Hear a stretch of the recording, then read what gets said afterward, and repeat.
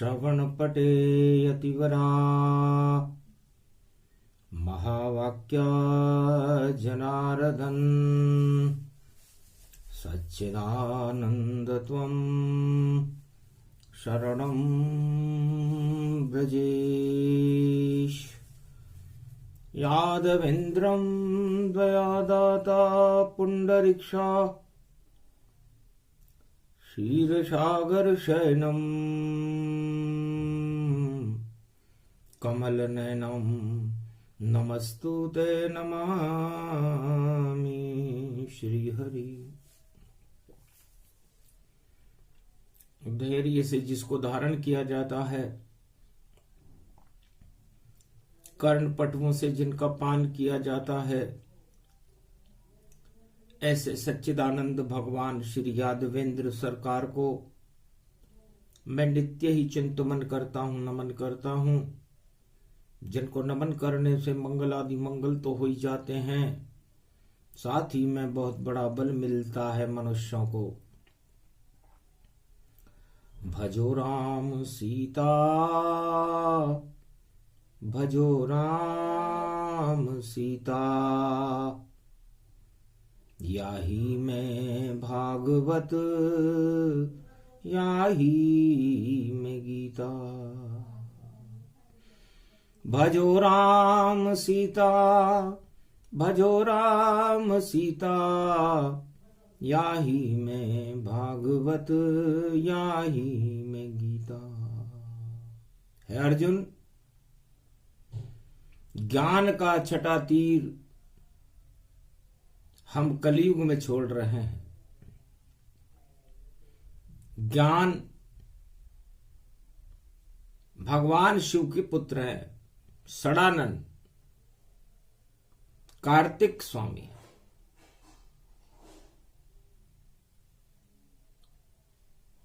इसलिए ज्ञान अजर अमर अविनाशी ज्ञान को जानो, और पवन रूप हनुमान को इसमें मानो। ज्ञान भगवान शिव के पुत्र हैं, कार्तिक स्वामी कात्यायनी जी षडानन, जिनके 6 मुख हैं। छठी रात के अंक जब विधाता लिखते हैं तो सबसे पहले उसके अंदर ज्ञान को देखते हैं कि इसमें कितना ज्ञान है। ज्यादा ज्ञान है तो अच्छे लिखते हैं, अज्ञान है तो उसमें कुछ खराबी कर देते हैं। तो ज्ञान सोने के समान है, एक पारस का पत्थर है, जिसको मिल जाए जीवन बदल जाता है, और जिसको नहीं मिले, जिसके अंदर अज्ञानता हो, उसका जीवन अधोगति में चला जाता है। इसे गीता कहते हैं। और ज्ञान पवन के समान बहना चाहिए इस मृत्युलोक में, क्योंकि शुद्ध वायु ही ज्ञान है। और इस ज्ञान को बहाने का काम भगवान शंकर एकादश रुद्र में हनुमान बनकर करते हैं।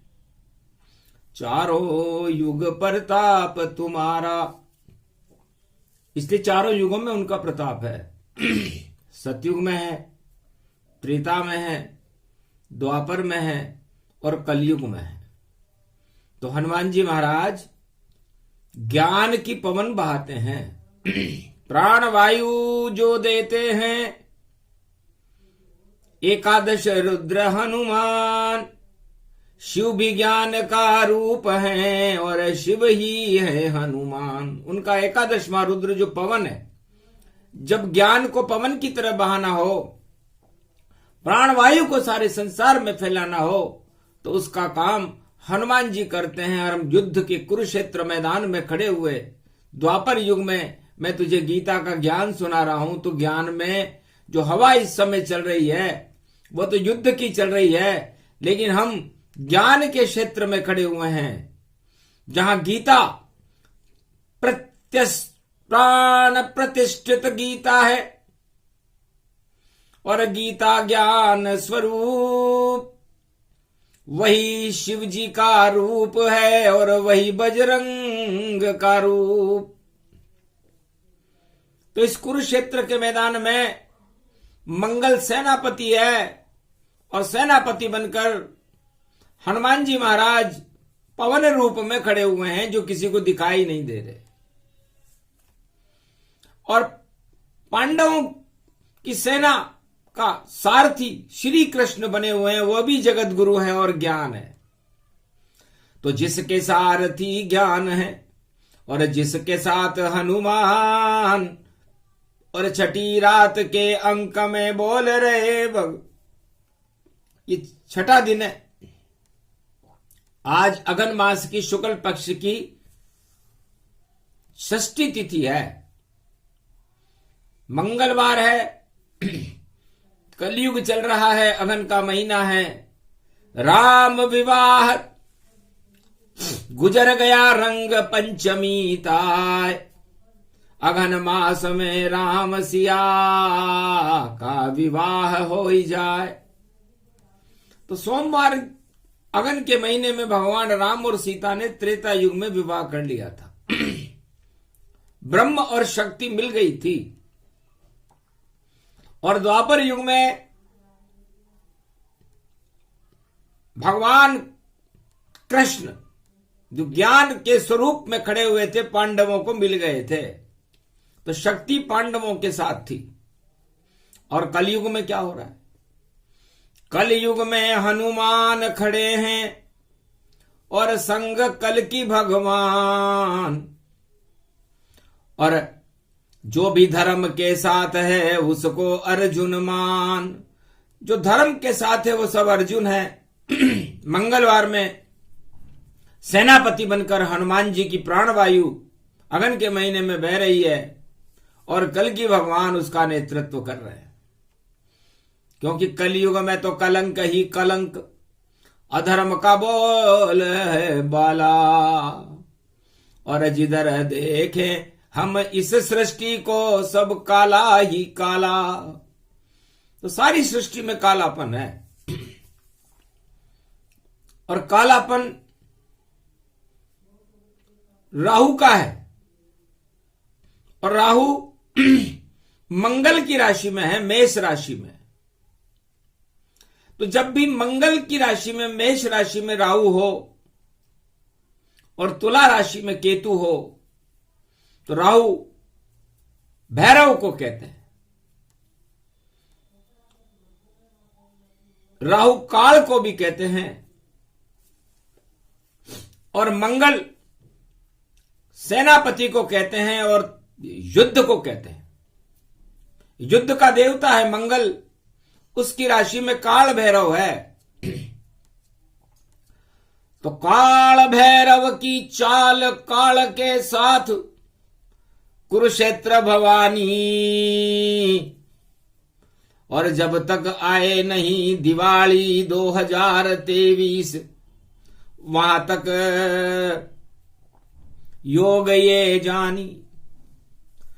तो ये काल भैरव जो राहु भैरव का रूप है,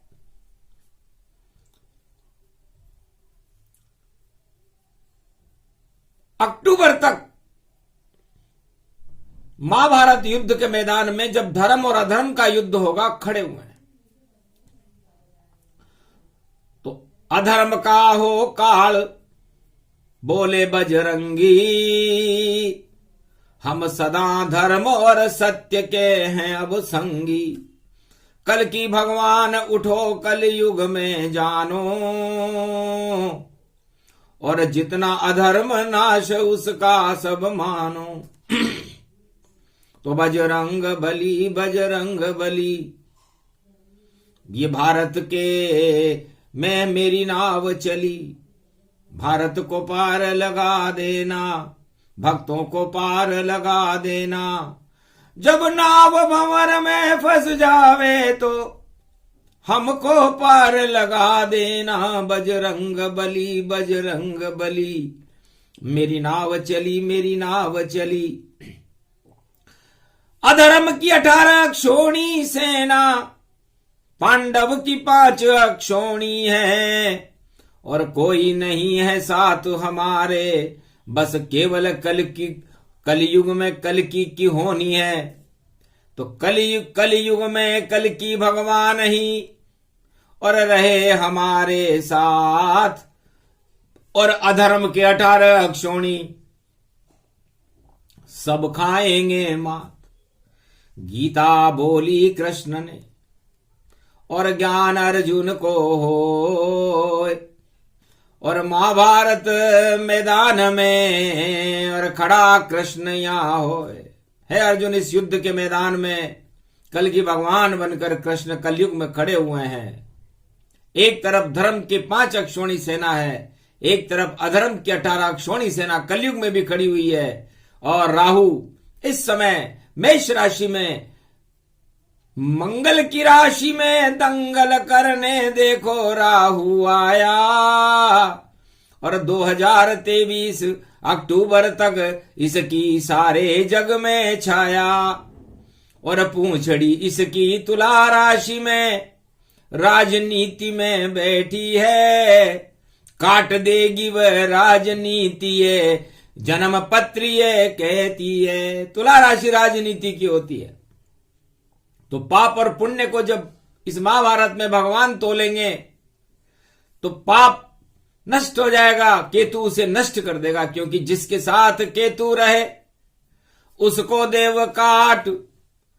और मेष तुला में राहु केतु, देखो विचित्र ये बात, महाभारत है अजब गजब।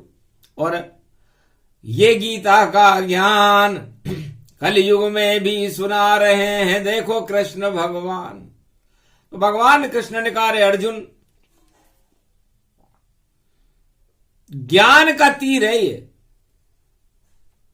इसलिए कैसा भी कलयुग हो, सतयुग हो, द्वापर हो, त्रेता हो, सबसे बड़ी शक्ति ज्ञान की होती है।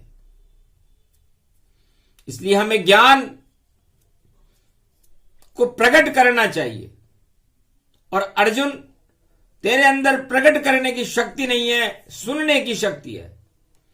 इसलिए मैं ज्ञान को अब प्रकट करता हूं, और ये ज्ञान का तीर जब मैं इस महाभारत कुरुक्षेत्र मैदान में चलाऊंगा, ये 6ठा तीर है, कार्तिक जी का तीर है। और कार्तिक स्वामी के आगे कोई भी राक्षस ज्यादा देर नहीं रह सकता, क्योंकि वो ज्ञान के तीर हैं, ज्ञान का स्वरूप है, सड़ानन है। इसलिए एक पल में ही अज्ञान को और कार्तिक जी करे समाप्त। इसलिए ज्ञान प्रकट करता हूं अर्जुन, वह गीता मात। गीता ही वह ज्ञान है जिसे प्रकट कृष्ण भगवान। अर्जुन तुम सुन लो इस शक्ति को, तो हो जाओ बलवान। सियावर रामचंद्र शंकर हरिओम।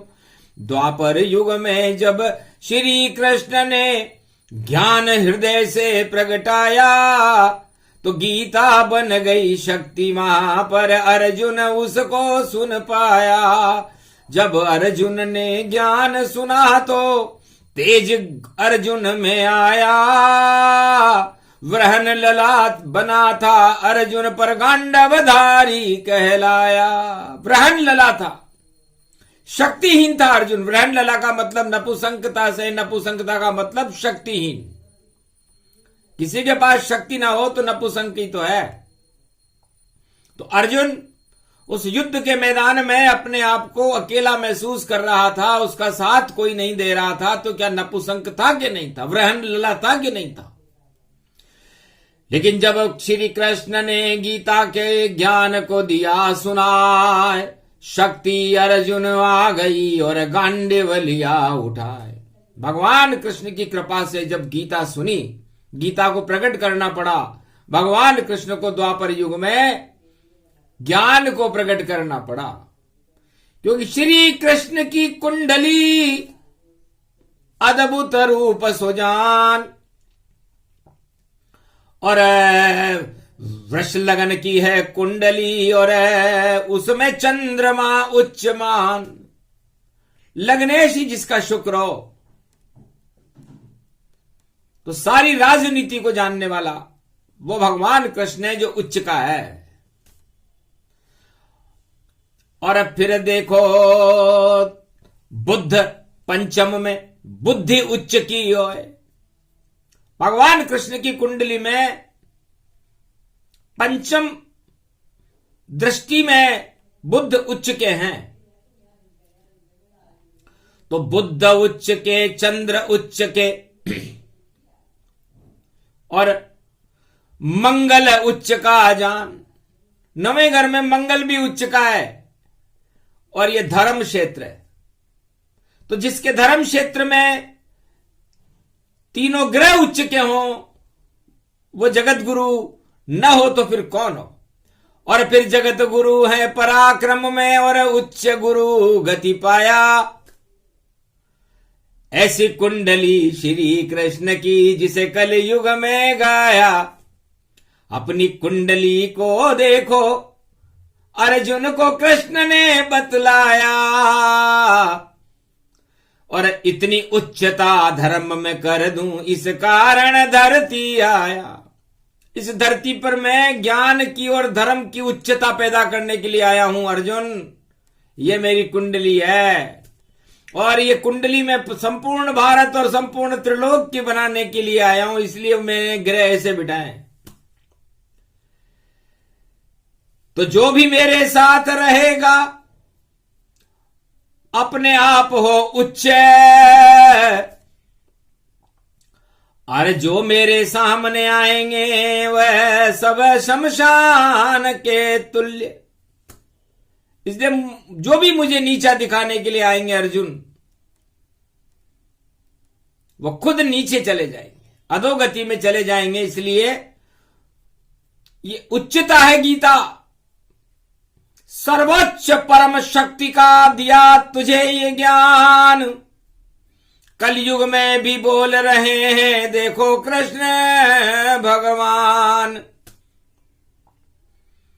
इस कारण में जगत गुरु और शक्ति अपार होए। मेरी शक्ति ये गीता है जिसे सुने तो मंगल हो, मोक्ष में चला जाता है वो। तो ये गीता की शक्ति। बुद्ध कौन है? बुद्ध भगवान विष्णु स्वरूपा और बुद्ध ही सरस्वती का रूपा। उच्च बुद्ध पंचम प्रगटावे तो कोई क्यों नहीं ज्ञान प्रगट यहां पावे। तो भगवान कृष्ण की कुंडली में सरस्वती बुद्ध बन करके भगवान विष्णु की शक्ति को प्रकट कर रही है। और हनुमान जी महाराज भाग्य में उच्च के बैठ करके और गुरु को देख रहे हैं कि तुम ऐसी गीता ज्ञान को फैलाओ कृष्ण भगवान। और ऐसी पवन चलाऊंगा मैं हट जावे अज्ञान। यही कुंडली कृष्ण की। और जिसे कृष्ण ही रहे बताए। और चंद्रमा चलायमान है और पवन चली चलवा पुरवाए। उस कुरुक्षेत्र में जहां जंग ऐलान की हवाएं चल रही थी, अधर्म का बोलबाला था, 18 अक्षौणी सेना खड़ी हुई थी, धर्म की हवाएं बहने लगी।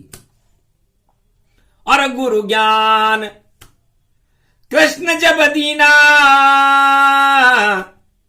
गीता प्रकट भारत में कीना।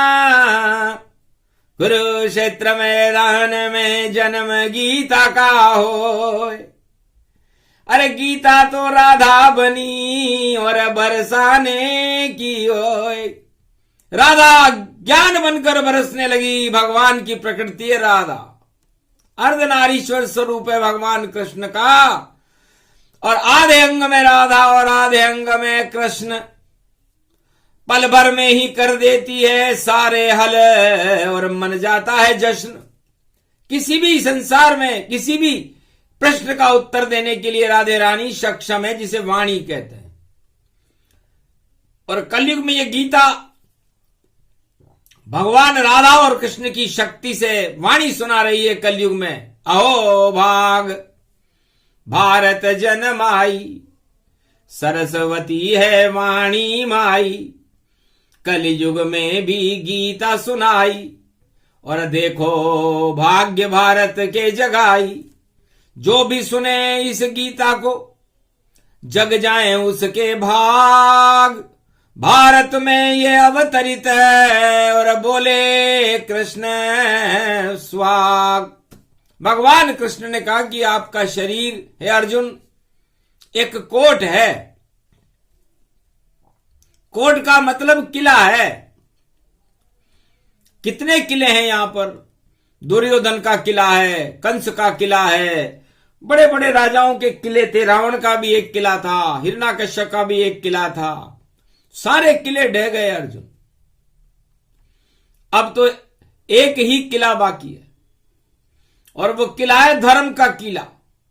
तो धर्म का किला और धर्म का किला कभी नष्ट नहीं होता। ये भारत उस धर्म का कोट है और धर्म का किला है और भगवान का दूसरा भवन है और इस भवन में गीता रूपी ज्ञान है। तो जो भारत में जिस आत्मा का भी जन्म होता है सबसे पहले उसे अपने देवगुरु बृहस्पति को देखना चाहिए कि वो किला, वो बृहस्पति है कहां, कौन से घर में बैठे हैं। 12 रूप मकान है, 8 कमट 12 दिक्पाल, 14 भवन, तो 12 दिक्पाल। तो 12 राशि के अंदर जहां गुरु बैठते हैं और जहां उनकी दृष्टि होती है, समझ लो उन भवनों में भगवान बृहस्पति की कृपा हो जाती है।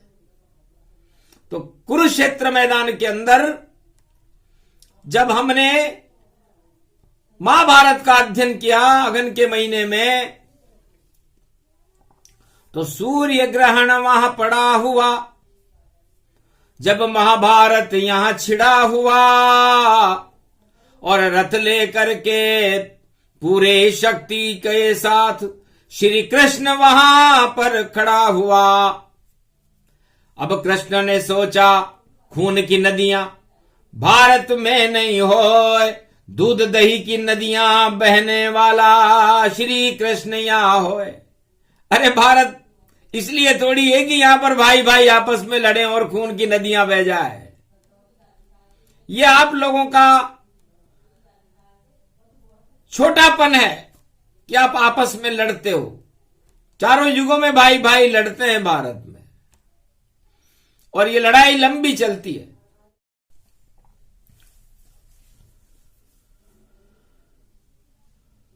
धीर्धैनम् श्रवणपटे यतिवरा महावाक्या जनार्दन सच्चिदानन्दत्वं शरणं व्रजेश। यादवेन्द्रं दयादाता पुण्डरीक्षा क्षीरसागरशयनं कमलनयनं नमस्तुते नमामि श्रीहरि। धैर्य से जिसको धारण किया जाता है, कर्ण पटुओं से जिनका पान किया जाता है, ऐसे सच्चिदानंद भगवान श्री यादवेंद्र सरकार को मैं नित्य ही चिंतन करता हूं, नमन करता हूं। जिनको नमन करने से मंगल आदि मंगल तो हो ही जाते हैं, साथ ही में बहुत बड़ा बल मिलता है मनुष्यों को। भजो राम सीता,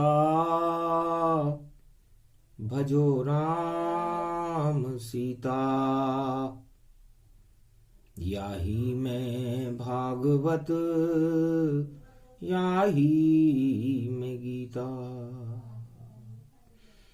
भजो राम सीता, भजो राम सीता, याही में भागवत, याही में गीता।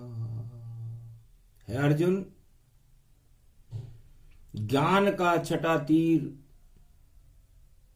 हम कलयुग में छोड़ रहे हैं। ज्ञान भगवान शिव के पुत्र है, षडानन कार्तिक स्वामी।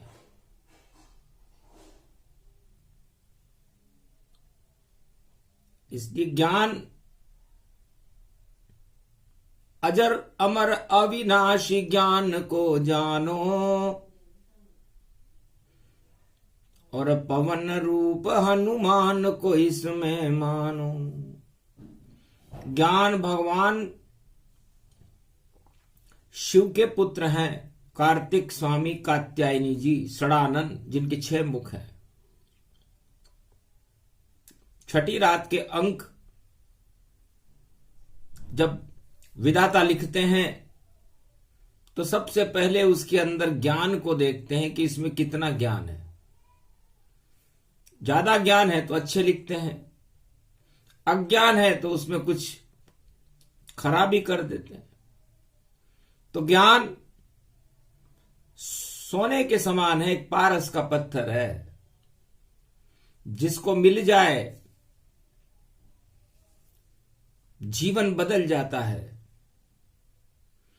और जिसको नहीं मिले, जिसके अंदर अज्ञानता हो, उसका जीवन अधोगति में चला जाता है।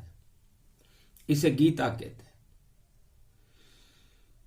और ज्ञान पवन के समान बहना चाहिए इस मृत्युलोक में, क्योंकि शुद्ध वायु ही ज्ञान है। और इस ज्ञान को बहाने का काम भगवान शंकर एकादश रुद्र में हनुमान बनकर करते हैं।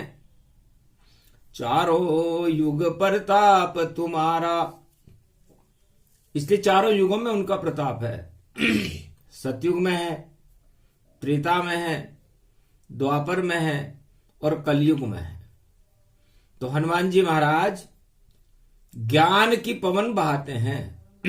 प्राण वायु जो देते हैं एकादश रुद्र हनुमान, शिव भी ज्ञान का रूप है और शिव ही है हनुमान। उनका एकादशवां रुद्र जो पवन है, जब ज्ञान को पवन की तरह बहाना हो, प्राणवायु को सारे संसार में फैलाना हो, तो उसका काम हनुमान जी करते हैं। और हम युद्ध के कुरुक्षेत्र मैदान में खड़े हुए द्वापर युग में मैं तुझे गीता का ज्ञान सुना रहा हूं, तो ज्ञान में जो हवा इस समय चल रही है वो तो युद्ध की चल रही है, लेकिन हम ज्ञान के क्षेत्र में खड़े हुए हैं, जहां गीता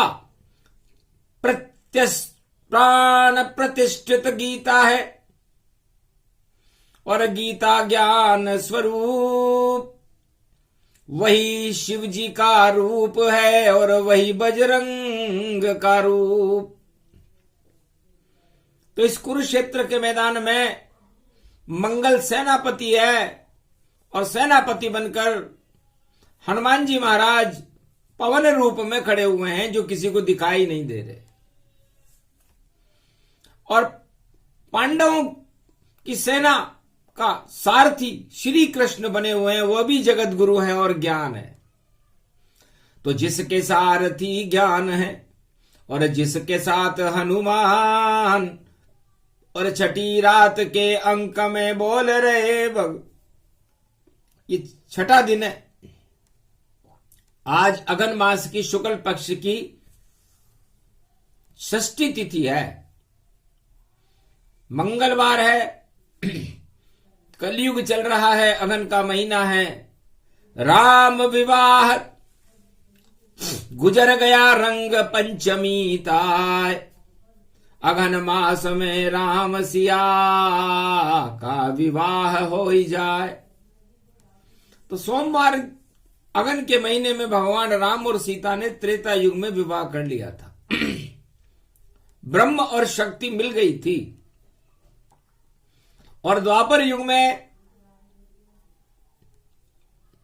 भगवान कृष्ण जो ज्ञान के स्वरूप में खड़े हुए थे, पांडवों को मिल गए थे, तो शक्ति पांडवों के साथ थी। और कलयुग में क्या हो रहा है? कलयुग में हनुमान खड़े हैं और संग कल की भगवान। और जो भी धर्म के साथ है उसको अर्जुन मान। जो धर्म के साथ है वो सब अर्जुन है। मंगलवार में सेनापति बनकर हनुमान जी की प्राणवायु अगन के महीने में बह रही है और कल की भगवान उसका नेतृत्व कर रहे हैं। क्योंकि कलयुग में तो कलंक ही कलंक, अधर्म का बोल है बाला। और जिधर देखें हम इस सृष्टि को सब काला ही काला। तो सारी सृष्टि में कालापन है। और कालापन राहु का है। और राहु मंगल की राशि में है, मेष राशि में। तो जब भी मंगल की राशि में, मेष राशि में राहु हो और तुला राशि में केतु हो, तो राहु भैरव को कहते हैं। राहु काल को भी कहते हैं। और मंगल सेनापति को कहते हैं और युद्ध को कहते हैं। युद्ध का देवता है मंगल, उसकी राशि में काल भैरव है। तो काल भैरव की चाल काल के साथ कुरुक्षेत्र भवानी। और जब तक आए नहीं दिवाली 2023 वहां तक योग ये जानी। तो ये काल भैरव जो राहु भैरव का रूप है,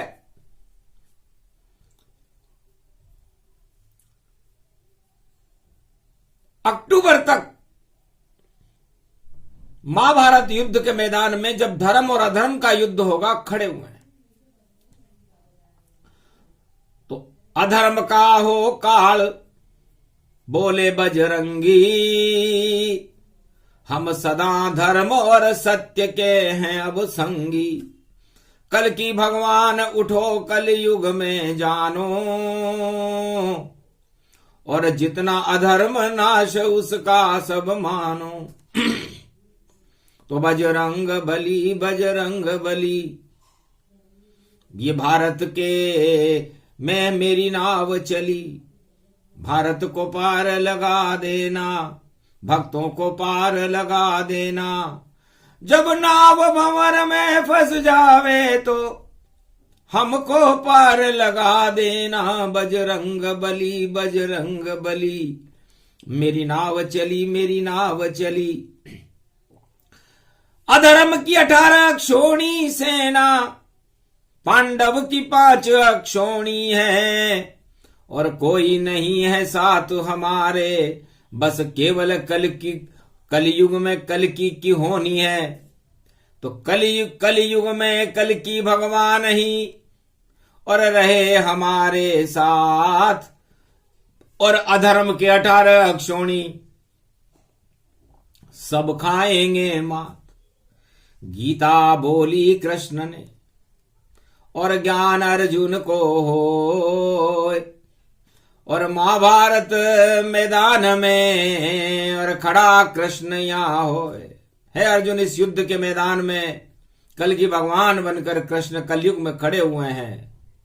एक तरफ धर्म की 5 अक्षोणी सेना है, एक तरफ अधर्म की 18 अक्षोणी सेना कलयुग में भी खड़ी हुई है। और राहु इस समय मेष राशि में मंगल की राशि में दंगल करने देखो राहु आया। और 2023 अक्टूबर तक इसकी सारे जग में छाया। और पूंछड़ी इसकी तुला राशि में राजनीति में बैठी है।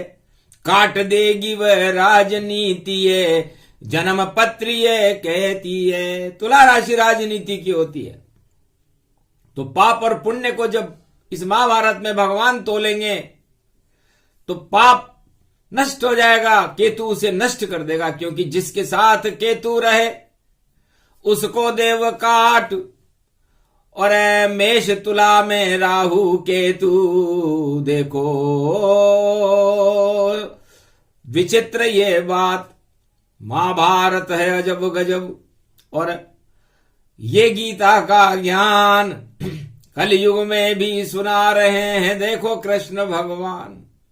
तो भगवान कृष्ण ने कहा, रे अर्जुन, ज्ञान का तीर है ये, इसलिए कैसा भी कलयुग हो, सतयुग हो, द्वापर हो, त्रेता हो, सबसे बड़ी शक्ति ज्ञान की होती है। इसलिए हमें ज्ञान को प्रकट करना चाहिए। और अर्जुन, तेरे अंदर प्रकट करने की शक्ति नहीं है, सुनने की शक्ति है। इसलिए मैं ज्ञान को अब प्रकट करता हूं, और ये ज्ञान का तीर जब मैं इस महाभारत कुरुक्षेत्र मैदान में चलाऊंगा, ये छठा तीर है, कार्तिक जी का तीर है। और कार्तिक स्वामी के आगे कोई भी राक्षस ज्यादा देर नहीं रह सकता, क्योंकि वो ज्ञान के तीर हैं, ज्ञान का स्वरूप है, षडानन है। इसलिए एक पल में ही अज्ञान को और कार्तिक जी करे समाप्त। इसलिए ज्ञान प्रकट करता हूं अर्जुन, वह गीता मात। गीता ही वह ज्ञान है जिसे प्रकट कृष्ण भगवान। अर्जुन तुम सुन लो इस शक्ति को, तो हो जाओ बलवान, सियावर रामचंद्र शंकर हरिओम। द्वापर युग में जब श्री कृष्ण ने ज्ञान हृदय से प्रगटाया, तो गीता बन गई शक्ति मां, पर अर्जुन उसको सुन पाया।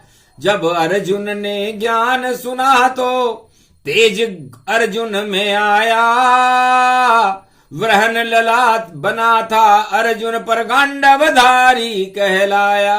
वृहन लला था, शक्तिहीन था अर्जुन। वृहन लला का मतलब नपुंसकता से, नपुंसकता का मतलब शक्तिहीन। किसी के पास शक्ति ना हो तो नपुंसक ही तो है।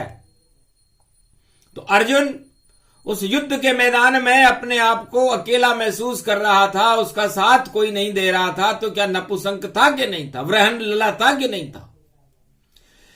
लेकिन जब श्री कृष्ण ने गीता के ज्ञान को दिया सुनाए, शक्ति अर्जुन आ गई और गांडीव लिया उठाए। भगवान कृष्ण की कृपा से जब गीता सुनी, गीता को प्रकट करना पड़ा।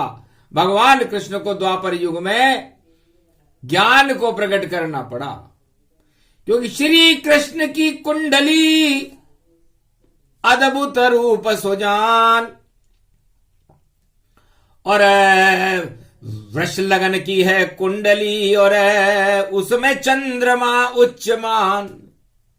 लग्नेश ही जिसका शुक्र हो, तो सारी राजनीति को जानने वाला वो भगवान कृष्ण है जो उच्च का है। और अब फिर देखो बुद्ध पंचम में बुद्धि उच्च की हो। भगवान कृष्ण की कुंडली में पंचम दृष्टि में बुद्ध उच्च के हैं। तो बुद्ध उच्च के, चंद्र उच्च के और मंगल उच्च का जान। नवें घर में मंगल भी उच्च का है, और यह धर्म क्षेत्र है। तो जिसके धर्म क्षेत्र में तीनों ग्रह उच्च के हों, वो जगत गुरु न हो तो फिर कौन हो? और फिर जगत गुरु है पराक्रम में, और उच्च गुरु गति पाया। ऐसी कुंडली श्री कृष्ण की जिसे कल युग में गाया। अपनी कुंडली को देखो, अर्जुन को कृष्ण ने बतलाया। और इतनी उच्चता धर्म में कर दूं, इस कारण धरती आया। इस धरती पर मैं ज्ञान की और धर्म की उच्चता पैदा करने के लिए आया हूं अर्जुन। ये मेरी कुंडली है, और ये कुंडली में संपूर्ण भारत और संपूर्ण त्रिलोक की बनाने के लिए आया हूं। इसलिए मैंने ग्रह ऐसे बिठाए। तो जो भी मेरे साथ रहेगा अपने आप हो उच्च,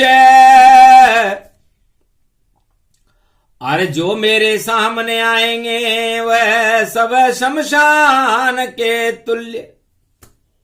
इसलिए जो भी मुझे नीचा दिखाने के लिए आएंगे अर्जुन, वो खुद नीचे चले जाएंगे, अधोगति में चले जाएंगे। इसलिए ये उच्चता है गीता। सर्वोच्च परम शक्ति का दिया तुझे ये ज्ञान, कलयुग में भी बोल रहे हैं देखो कृष्ण भगवान। इस कारण में जगत गुरु और शक्ति अपारम होए, मेरी शक्ति ये गीता है, जिसे सुने तो मंगल होए, मोक्ष में चला जाता है वो। तो ये गीता की शक्ति। बुद्ध कौन है? बुद्ध भगवान विष्णु स्वरूपा, और बुद्ध ही सरस्वती का रूपा। उच्च बुद्ध पंचम प्रगटावे, तो कोई क्यों नहीं ज्ञान प्रगट यहां पावे। तो भगवान कृष्ण की कुंडली में सरस्वती बुद्ध बन करके भगवान विष्णु की शक्ति को प्रकट कर रही है। और हनुमान जी महाराज भाग्य में उच्च के बैठ करके और गुरु को देख रहे हैं कि तुम ऐसी गीता ज्ञान को फैलाओ कृष्ण भगवान, और ऐसी पवन चलाऊंगा मैं हट जावे अज्ञान। यही कुंडली कृष्ण की, और जिसे कृष्ण ही रहे बताए। और चंद्रमा चलायमान है, और पवन चली चलवाए पुरवाए। उस कुरुक्षेत्र में जहां जंग ऐलान की हवाएं चल रही थी, अधर्म का बोलबाला था, 18 अक्षौणी सेना खड़ी हुई थी, धर्म की हवाएं बहने लगी। और गुरु ज्ञान कृष्ण जब दीना, गीता प्रगट भारत में कीना। कुरुक्षेत्र मैदान में जन्म गीता का होए। अरे गीता तो राधा बनी और बरसाने की होए। राधा ज्ञान बनकर बरसने लगी। भगवान की प्रकृति है राधा, अर्धनारीश्वर स्वरूप है भगवान कृष्ण का। और आधे अंग में राधा और आधे अंग में कृष्ण, पल भर में ही कर देती है सारे हल, और मन जाता है जश्न। किसी भी संसार में किसी भी प्रश्न का उत्तर देने के लिए राधे रानी सक्षम है, जिसे वाणी कहते हैं। और कलयुग में ये गीता भगवान राधा और कृष्ण की शक्ति से वाणी सुना रही है कलयुग में। अहो भाग भारत जनमाई, सरस्वती है वाणी माई। कलयुग में भी गीता सुनाई, और देखो भाग्य भारत के जगाई। जो भी सुने इस गीता को जग जाए उसके भाग। भारत में ये अवतरित है, और बोले कृष्ण स्वाग। भगवान कृष्ण ने कहा कि आपका शरीर है अर्जुन एक कोट है। कोट का मतलब किला है। कितने किले हैं यहां पर? दुर्योधन का किला है, कंस का किला है, बड़े बड़े राजाओं के किले थे। रावण का भी एक किला था, हिरण्यकश्यप का भी एक किला था। सारे किले ढह गए अर्जुन। अब तो एक ही किला बाकी है, और वो किला है धर्म का किला। तो धर्म का किला और धर्म का किला कभी नष्ट नहीं होता। ये भारत उस धर्म का कोट है और धर्म का किला है, और भगवान का दूसरा भवन है, और इस भवन में गीता रूपी ज्ञान है। तो जो भारत में जिस आत्मा का भी जन्म होता है, सबसे पहले उसे अपने देवगुरु बृहस्पति को देखना चाहिए कि वो किला, वो बृहस्पति है कहां, कौन से घर में बैठे हैं। 12 रूप मकान है, 8 कमट 12 दिक्पाल, 14 भवन, तो 12 दिक्पाल। तो 12 राशि के अंदर जहां गुरु बैठते हैं और जहां उनकी दृष्टि होती है, समझ लो उन भवनों में भगवान बृहस्पति की कृपा हो जाती है।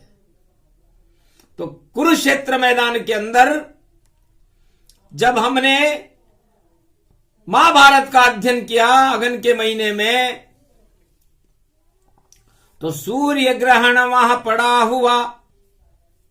जब महाभारत यहां छिड़ा हुआ और रथ लेकर के पूरे शक्ति के साथ श्री कृष्ण वहां पर खड़ा हुआ। अब कृष्ण ने सोचा खून की नदियां भारत में नहीं हो, दूध दही की नदियां बहने वाला श्री कृष्ण यहां होए। अरे भारत इसलिए थोड़ी है कि यहां पर भाई भाई आपस में लड़े और खून की नदियां बह जाए। ये आप लोगों का छोटापन है कि आप आपस में लड़ते हो। चारों युगों में भाई भाई लड़ते हैं भारत में, और ये लड़ाई लंबी चलती है। त्रेता युग में नहीं हुई ये भाइयों की लड़ाई, भाइयों ने भगवान का साथ दिया। लेकिन सतयुग में तो भाइयों की लड़ाई थी, और द्वापर युग में तो भाई भाई लड़ ही रहे हैं, और महाभारत हो रहा है। और भगवान श्री कृष्ण दूध दही की नदी बहाने के लिए ज्ञान को लेकर के आए हैं, जिसे गीता कहते हैं। यदि गीता नहीं होती तो भारत में खून की नदियां बह जाती, यह भगवान कृष्ण ने कहा। इसलिए गीता कोई किताब नहीं, नहीं कोई श्लोक, ये तो ज्ञान का रूप है और धर्म रूप अशोक। ये वो ज्ञान है जो कुरुक्षेत्र को धर्म क्षेत्र में प्रकट करके अशोक कर देता है। इसलिए भारत का राजसी चिन्ह अशोक है, जिसमें 3 शेर होते हैं। उस 3 शेर तीनों जगत गुरु हैं, और ये तीनों जगत गुरु हमेशा अपने मुखार बिंद से भारत की रक्षा करने के लिए तैयार रहते, शक्ति को प्रकट करते हैं, ज्ञान को प्रकट करते हैं, और धर्म को प्रकट करते हैं। तो ये गीता ही तो है। अशोक स्तंभ के नीचे बैठकर भी यदि भारत में कोई अज्ञान फैलाए और उनमें अज्ञानता हो, तो भगवान को भी अफसोस होता है कि यह गौरव की बात नहीं, शर्म की बात है कि जिस देश में देखो चिन्ह अशोक और भगवान रंग लहराता हो, और तीनों जगत गुरु का झंडा तिरंगा बनकर आता हो। तो जिसके रक्षक तीनों जगत गुरु वही तिरंगा जान, केसरिया रंग ब्रह्मा का और चक्र सुदर्शन श्वेत रंग विष्णु का मान, हरा रंग शिव मानिए तीनों जगत गुरु होए। ये गीता का बयान है, इसमें संशय न होए। तिरंगा गीता ही तो है। अब आप इसे अपने अपने रूप में देख रहे हो। भगवान तो भारत की रक्षा करने के लिए तिरंगा बनकर सुदर्शन चक्र जिसमें चलता है खड़ा हुआ है। अब आप उसका सम्मान न करो, उस अशोक स्तंभ का सम्मान न करो जो तीनों जगत गुरु हैं, और आप अपने अंदर अज्ञान को भरो। तो आप कौरव हो या पांडव हो, ये खुद सोच लो। इसलिए भारत के अंदर भाई भाई को आपस में नहीं लड़ना चाहिए। लड़ोगे तो ये तीनों शेर और ये तिरंगा खा जाएगा आपको। कोट है, इस कोट की ओट में श्री कृष्ण और रक्षक भारत के बनते हैं। चाहे कोई भी राजा हो, पर वो यहीं विचरते रहते हैं। जो राजा ऐसा करे और फैला दे उन्माद, उस राजा का पद सहित और सत्ता होए समाप्त, उस राजा की सत्ता समाप्त हो जाती है। ये कोट है। को का मतलब कोप, कोप का मतलब भगवान का क्रोध। तो वो कब होता है? जब इस तिरंगे की शक्ति और अशोक स्तंभ की शक्ति को, सत्यमेव जयते को कोई विरोध करने लगे।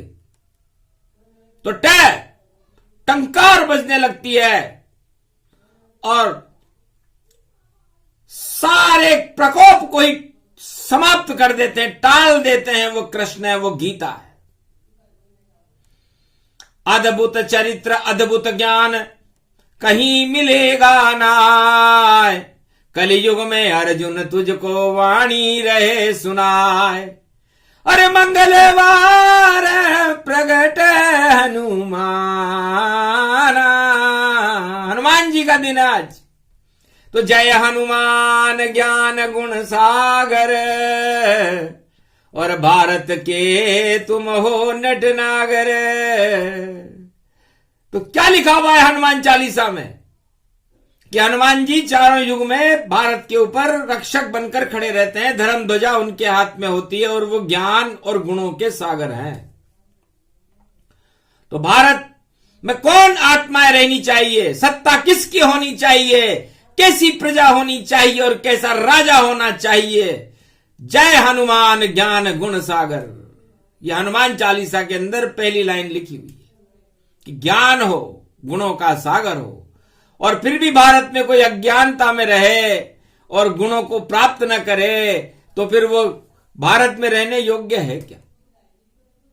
तो जय हनुमान ज्ञान गुण सागर, जय कपीश तिहु लोक उजागर।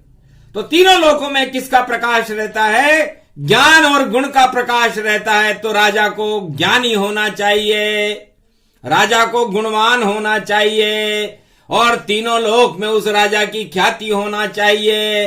तो ऐसा राजा कौन है, त्रिलोकाधिपति श्री कृष्ण है, और वह है राजा राम। वो राजा श्री कृष्ण है, वो राजा विष्णु भगवान। तो ऐसा राजा होना चाहिए जिसके अंदर ज्ञान हो, गुण का सागर हो। दुर्गुण का सागर बनना और अज्ञानता का बन करके राज्य करना कोई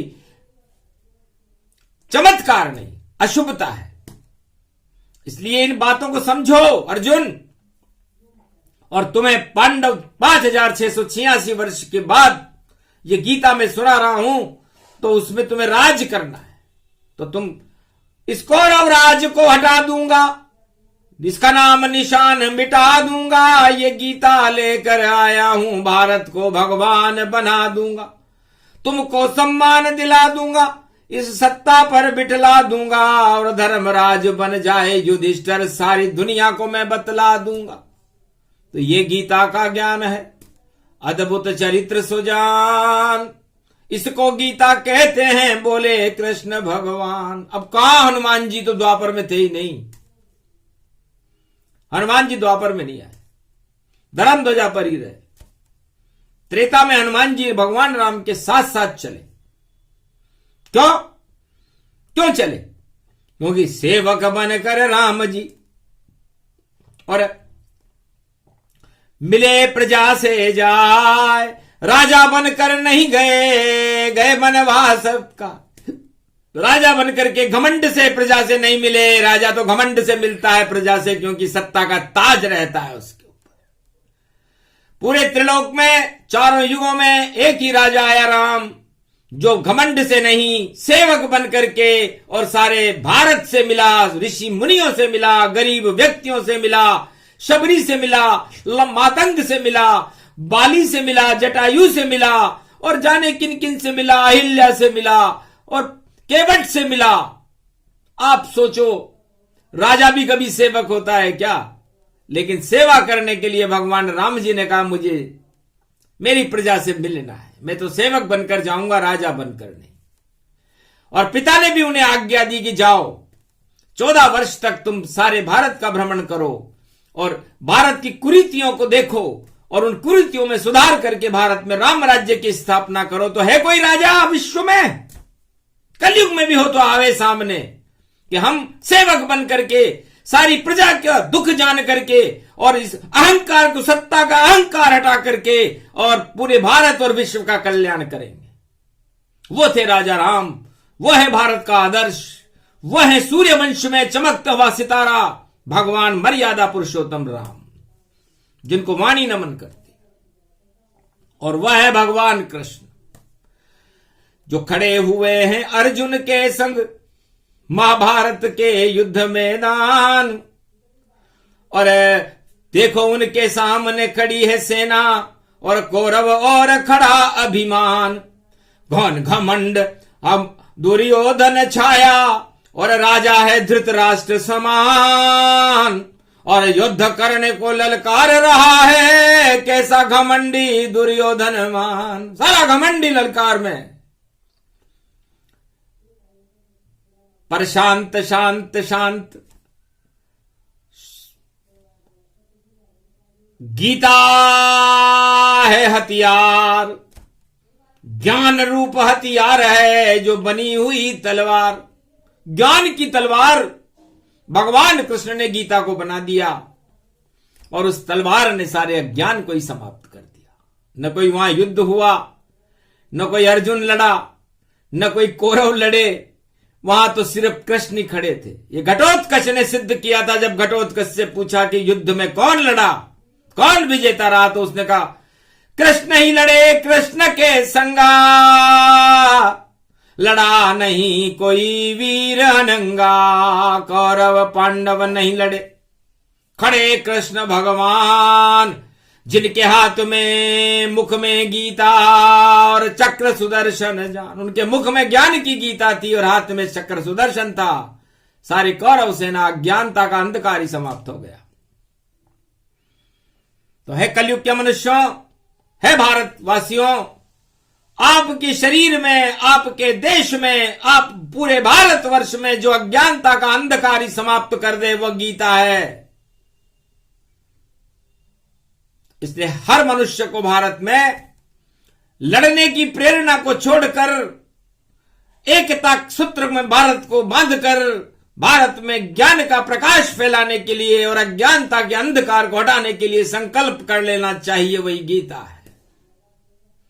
किताब पढ़ने से क्या होगा, कथा सुनाने से क्या होगा, जब तक जीवन नहीं बदलता, जब तक संकल्प आत्मा में नहीं उठे, आत्मा इसके लिए तैयार न हो। सुनने को तो कान है और सब बहरे इंसान। कलयुग में गीता कृष्ण बोल रहे पर सब बहरे ही जान। अब सारे तो बहरे हों और भगवान कृष्ण वाणी में गीता बोल रहे हो तो आपको समझ में क्या आएगा। तो सुनने वाला श्रवण भक्त हो, जैसे है हनुमान, जैसे उमा महारानी है और जैसे अर्जुन जान। तीन ही श्रोता प्रबल है, चौथा हुआ न कोई। जिस दिन चौथा होएगा भारत की जय हो। इसलिए तीन श्रोताओं के नाम तो हमने तीन युगों के बता दिए। अब कलयुग में कौन श्रोता बनेगा, कौन वक्ता बनेगा, गीता किसको भगवान कलंकेश्वर सुनाएंगे, ये भविष्य के गर्भ में है, लेकिन संकेत तो कर दिए। तो ज्ञान रूप वह तीर है, छठा तीर ही से जान। जिसके लग जाए ज्ञान का तीर तो वह व्यक्ति बने महान। तो गीता कहती है कि ज्ञान का एक अक्षर भी किसी के आत्मा में चुभ जाए और वह उसे अपने जीवन में उतार ले तो उसका जीवन सफल हो जाता है, मोक्ष के मार्ग की ओर वह चलने लगता है। इसलिए सारे भारतवर्ष को एक ज्ञान का तीर भगवान कृष्ण अर्जुन को सुनाते हुए छोड़ रहे हैं। अब इस तीर को कौन ग्रहण करता है, किसके हृदय में परिवर्तन होता है, अपने आप ये भविष्य के गर्भ में है। तो भारत देश महान है और वाणी दे रही ज्ञान। और कलयुग में भी बोल रहे वाणी में श्री कृष्ण भगवान। छठा तीर छोड़ा जो लगा समन के जाए, ज्ञान प्रकट वहां हो गया, अंधकार हट जाए। ये गीता का ज्ञान है और हट गए सब अंधियार। श्री कृष्ण के साथ खड़ा है ये पांडव परिवार। सियावर रामचंद्र शंकर हरिओम। ये प्रसंग जो भी सुने ये गीता का ज्ञान। सातवां तीर बुधवार को छोड़ेंगे भारत में श्री कृष्ण भगवान। सातवां तीर कल छोड़ेंगे, बुधवार का दिन है। अब देखते हैं गणेश जी कौन सा तीर लेकर के आए। इसलिए तीर का मतलब किनारा होता है। तो आप किसी किनारे को पकड़ो तो आप धर्म के किनारे पर रहना। तीर का मतलब किसी को मारना नहीं है। हम आपको ये बता रहे हैं कि हम ये तीर धर्म के लिए छोड़ रहे हैं। अधर्म तो अपने आप ही नष्ट हो जाएगा, क्योंकि उस तीर तक तो कोई पहुंचेगा ही नहीं। इस तीर तीर में भेद है, तीर तीर का काम, और ऐसा तीर चला रहे कलयुग में श्री कृष्ण भगवान। बोलो जय श्री राम, जय गीता माता की जय, बोलो श्री कृष्ण भगवान की जय, आज की आनंद की जय। त्रेता युग में नहीं हुई है भाइयों की लड़ाई, भाइयों ने भगवान का साथ दिया, लेकिन सतयुग में तो भाइयों की लड़ाई थी,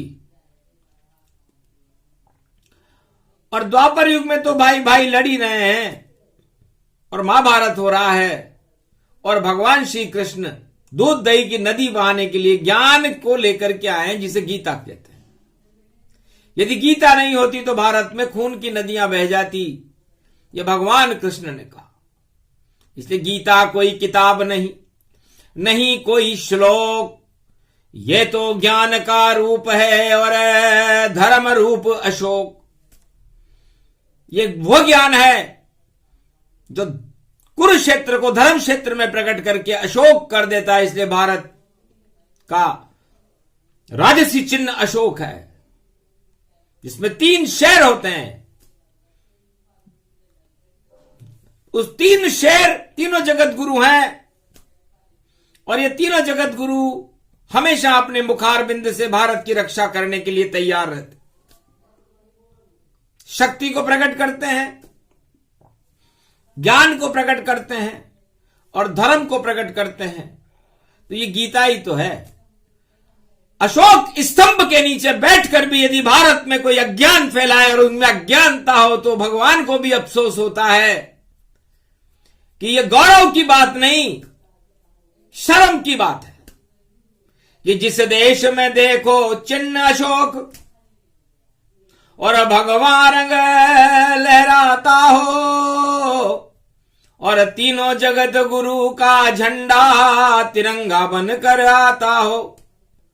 तो जिसके रक्षक तीनों जगत गुरु वही तिरंगा जान, केसरिया रंग ब्रह्मा का और चक्र सुदर्शन श्वेत रंग विष्णु का मान, हरा रंग शिव मानिए तीनों जगत गुरु होय। ये गीता का बयान है, इसमें संशय न होए। तिरंगा गीता ही तो है।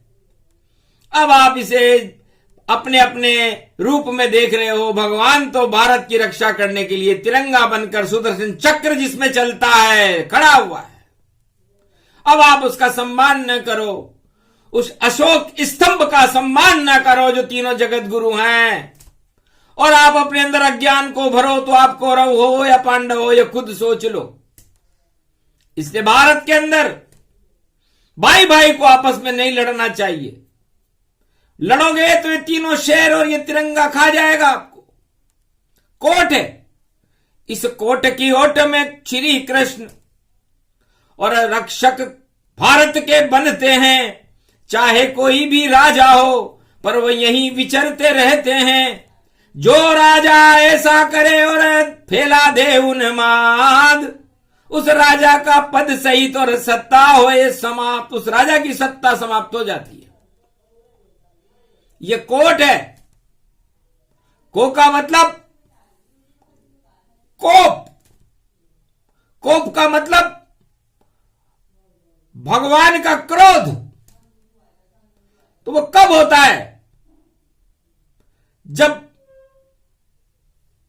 इस तिरंगे की शक्ति और अशोक स्तंभ की शक्ति को, सत्यमेव जयते को कोई विरोध करने लगे, तो टंकार बजने लगती है और सारे प्रकोप को ही समाप्त कर देते हैं, टाल देते हैं। वो कृष्ण है, वो गीता है। अद्भुत चरित्र, अद्भुत ज्ञान कहीं मिलेगा ना। कलियुग में अर्जुन तुझको वाणी रहे सुनाए। अरे मंगलवार प्रगट हनुमान, हनुमान जी का दिन आज। तो जय हनुमान ज्ञान गुण सागर, और भारत के तुम हो नटनागर।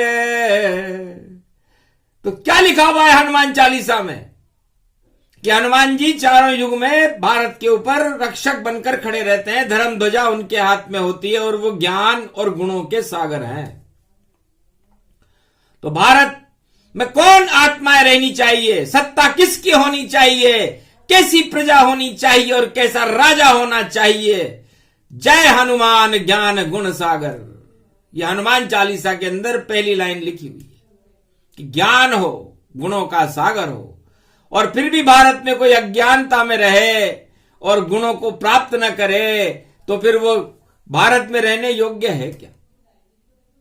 तो जय हनुमान ज्ञान गुण सागर, जय कपीश तिहु लोक उजागर। तो तीनों लोकों में किसका प्रकाश रहता है, ज्ञान और गुण का प्रकाश रहता है। तो राजा को ज्ञानी होना चाहिए, राजा को गुणवान होना चाहिए, और तीनों लोक में उस राजा की ख्याति होना चाहिए। तो ऐसा राजा कौन है, त्रिलोकाधिपति श्री कृष्ण है, और वह है राजा राम। वो राजा श्री कृष्ण है, वो राजा विष्णु भगवान। तो ऐसा राजा होना चाहिए जिसके अंदर ज्ञान हो, गुण का सागर हो। दुर्गुण का सागर बनना और अज्ञानता का बन करके राज्य करना कोई चमत्कार नहीं, अशुभता है। इसलिए इन बातों को समझो अर्जुन। और तुम्हें पांडव 5686 वर्ष के बाद ये गीता में सुना रहा हूं, तो उसमें तुम्हें राज करना है। तो तुम इस कौरव राज को हटा दूंगा, इसका नाम निशान मिटा दूंगा, ये गीता लेकर आया हूं, भारत को भगवान बना दूंगा, तुमको सम्मान दिला दूंगा, इस सत्ता पर बिठला दूंगा, और धर्मराज बन जाए युधिष्ठिर, सारी दुनिया को मैं बतला दूंगा। तो ये गीता का ज्ञान है, अद्भुत चरित्र सुजान, इसको गीता कहते हैं, बोले कृष्ण भगवान। अब कहां हनुमान जी, तो द्वापर में थे ही नहीं, हनुमान जी द्वापर में नहीं आए, धर्म ध्वजा पर ही रहे। त्रेता में हनुमान जी भगवान राम के साथ साथ चले।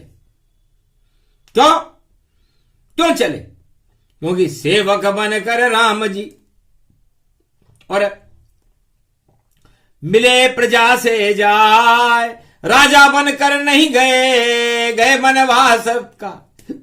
राजा बनकर के घमंड से प्रजा से नहीं मिले, राजा तो घमंड से मिलता है प्रजा से, क्योंकि सत्ता का ताज रहता है उसके ऊपर। पूरे त्रिलोक में चारों युगों में एक ही राजा आया राम, जो घमंड से नहीं, सेवक बनकर के और सारे भारत से मिला, ऋषि मुनियों से मिला, गरीब व्यक्तियों से मिला, शबरी से मिला, मातंग से मिला, बाली से मिला, जटायु से मिला, और जाने किन किन से मिला, अहिल्या से मिला और केवट से मिला। आप सोचो, राजा भी कभी सेवक होता है क्या? लेकिन सेवा करने के लिए भगवान राम जी ने कहा, मुझे मेरी प्रजा से मिलना है, मैं तो सेवक बनकर जाऊंगा, राजा बनकर नहीं। और पिता ने भी उन्हें आज्ञा दी कि जाओ, 14 वर्ष तक तुम सारे भारत का भ्रमण करो और भारत की कुरीतियों को देखो और उन कुरीतियों में सुधार करके भारत में राम राज्य की स्थापना करो। तो है कोई राजा विश्व में? कलयुग में भी हो तो आवे सामने कि हम सेवक बन करके सारी प्रजा का दुख जान करके और इस अहंकार को, सत्ता का अहंकार हटा करके और पूरे भारत और विश्व का कल्याण करेंगे। वो थे राजा राम, वो है भारत का आदर्श, वो है सूर्यवंश में चमकता हुआ सितारा भगवान मर्यादा पुरुषोत्तम राम, जिनको वाणी नमन करती। और वह है भगवान कृष्ण, जो खड़े हुए हैं अर्जुन के संग महाभारत के युद्ध मैदान। और देखो उनके सामने खड़ी है सेना और कौरव और खड़ा अभिमान। घन घमंड अब दुर्योधन छाया और राजा है धृतराष्ट्र समान। और युद्ध करने को ललकार रहा है कैसा घमंडी दुर्योधन मान। सारा घमंडी ललकार में, पर शांत शांत शांत।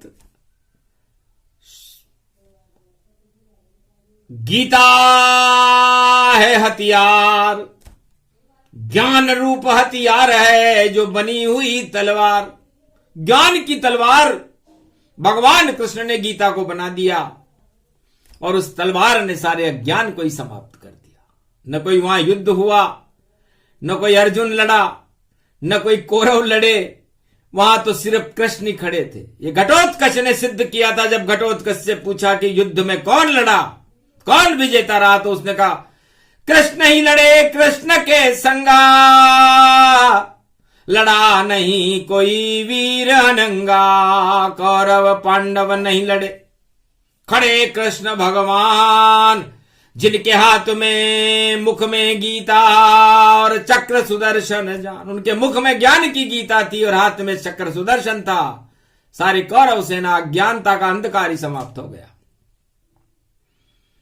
तो है कलयुग के मनुष्यों, है भारतवासियों, आपके शरीर में, आपके देश में, आप पूरे भारतवर्ष में जो अज्ञानता का अंधकार ही समाप्त कर दे वो गीता है। इसलिए हर मनुष्य को भारत में लड़ने की प्रेरणा को छोड़कर एकता सूत्र में भारत को बांधकर भारत में ज्ञान का प्रकाश फैलाने के लिए और अज्ञानता के अंधकार को हटाने के लिए संकल्प कर लेना चाहिए। वही गीता है। किताब पढ़ने से क्या होगा, कथा सुनाने से क्या होगा? जब तक जीवन नहीं बदलता, जब तक संकल्प आत्मा में नहीं उठे, आत्मा इसके लिए तैयार न हो। सुनने को तो कान है और सब बहरे इंसान। कलयुग में गीता कृष्ण बोल रहे पर सब बहरे ही जान। अब सारे तो बहरे हों और भगवान कृष्ण वाणी में गीता बोल रहे हो तो आपको समझ में क्या आएगा? तो सुनने वाला श्रवण भक्त हो, जैसे है हनुमान, जैसे उमा महारानी है और जैसे अर्जुन जान। तीन ही श्रोता प्रबल है, चौथा हुआ न कोई। जिस दिन चौथा होएगा भारत की जय हो। इसलिए तीन श्रोताओं के नाम तो हमने तीन युगों के बता दिए। अब कलयुग में कौन श्रोता बनेगा, कौन वक्ता बनेगा? गीता किसको भगवान कलंकेश्वर सुनाएंगे, ये भविष्य के गर्भ में है, लेकिन संकेत तो करती है। तो ज्ञान रूप व तीर है, छठा तीर ही से जान। जिसके लग जाए ज्ञान का तीर तो वह व्यक्ति बने महान। तो गीता कहती है कि ज्ञान का एक अक्षर भी किसी के आत्मा में चुभ जाए और वह उसे अपने जीवन में उतार ले तो उसका जीवन सफल हो जाता है, मोक्ष के मार्ग की ओर वह चलने लगता है। इसलिए सारे भारतवर्ष को एक ज्ञान का तीर भगवान कृष्ण अर्जुन को सुनाते हुए छोड़ रहे हैं। अब इस तीर को कौन ग्रहण करता है, किसके हृदय में परिवर्तन होता है, अपने आप ये भविष्य के गर्भ में है। तो भारत देश महान है और वाणी दे रही ज्ञान। और कलयुग में भी बोल रहे वाणी में श्री कृष्ण भगवान। छठा तीर छोड़ा जो लगा समन के जाए, ज्ञान प्रकट वहां हो गया, अंधकार हट जाए। ये गीता का ज्ञान है और हट गए सब अंधियार। श्री कृष्ण के साथ खड़ा है ये पांडव परिवार। सियावर रामचंद्र शंकर हरिओम। ये प्रसंग जो भी सुने ये गीता का ज्ञान। सातवां तीर बुधवार को छोड़ेंगे भारत में श्री कृष्ण भगवान। सातवां तीर कल छोड़ेंगे, बुधवार का दिन है। अब देखते हैं गणेश जी कौन सा तीर लेकर के आए। इसलिए तीर का मतलब किनारा होता है। तो आप किसी किनारे को पकड़ो तो आप धर्म के किनारे पर रहना। तीर का मतलब किसी को मारना नहीं है। हम आपको ये बता रहे हैं कि हम ये तीर धर्म के लिए छोड़ रहे हैं। अधर्म तो अपने आप ही नष्ट हो जाएगा, क्योंकि उस तीर तक तो कोई पहुंचेगा ही नहीं। इस तीर तीर में भेद है, तीर तीर का काम। और ऐसा तीर चला रहे कलयुग में श्री कृष्ण भगवान। बोलो जय श्री राम, जय गीता माता की जय। बोलो श्री कृष्ण भगवान की जय। आज की आनंद की जय।